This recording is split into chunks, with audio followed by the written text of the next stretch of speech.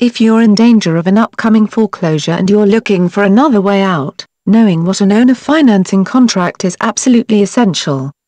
Here we'll explain exactly what an owner financing contract entails, how you go about getting one, and what the risks are when using an owner financing contract.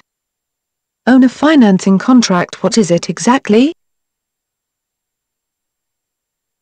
An owner financing contract basically puts the responsibility for paying off the remaining amount of the mortgage on the buyer of the home. Many might ask, why would I want to sell my house if I'm not going to make any profit? That's a good point. You wouldn't want to use an owner financing contract if you aren't facing a foreclosure. However, if you're facing a foreclosure, then your other options aren't looking very great. If your house undergoes a foreclosure, then your credit is going to take a major hit. However, if you use an owner financing contract, then you can definitely protect your credit score from substantial damage.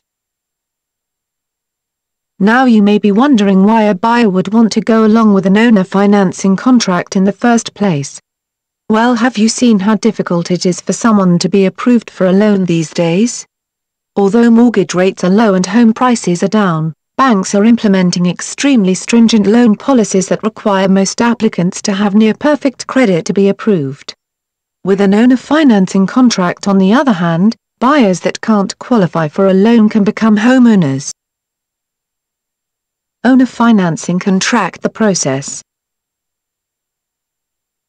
Your best bet when putting together an owner financing contract is to trust an investor or another third party to draw up the contract. So why would you do that? Sure, there are a lot of free contracts online, however some of these are very risky to use. Phill America explains some of the pros and cons of using a free real estate contract. You'll see why an owner financing contract should be left in the hands of professionals. Although it may seem like there are millions of federal laws, there really are not. Many areas of law are left to the province of state governments and courts. Real estate law is one such area. Given the fact there are 50 states in the Union, this means there are essentially 50 different sets of laws and regulations related to how real estate transactions happen, the language that can and cannot be included in the agreement, and how real estate contracts that fall apart are handled. The beauty of a free real estate contract is, well, it's free.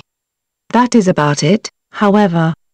The problem with these contracts is they constitute one general form without taking into account the fact that each state has different laws regarding real estate transactions. Simply put, a real estate contract for Arizona will contain entirely different language than one for New York. The laws are entirely different. A free real estate contract tries to get around this problem by including a clause that voids any part of the contract that violates the state law applicable to your transaction. You can find it in the concluding clauses at the end of the contract. This is a rather weak attempt to deal with the issue and rarely works if there is a dispute between buyer and seller.